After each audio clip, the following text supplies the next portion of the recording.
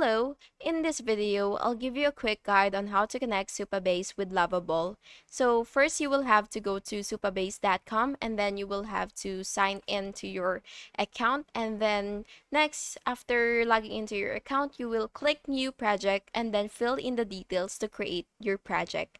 Once it's set up, you will go to your project settings and look for unique project URL and public API key.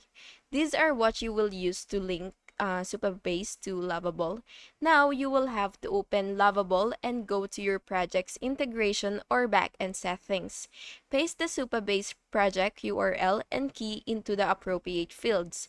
This will allow Lovable to access and use the data from your Supabase database. Make sure to save your changes, then test the connection to confirm that everything is working. Once connected, you will be able to utilize Supabase inside Lovable to handle data storage, user logins, or anything else you've set up. And that's basically it. If you found this video helpful, please make sure to like and subscribe. Thank you so much for watching.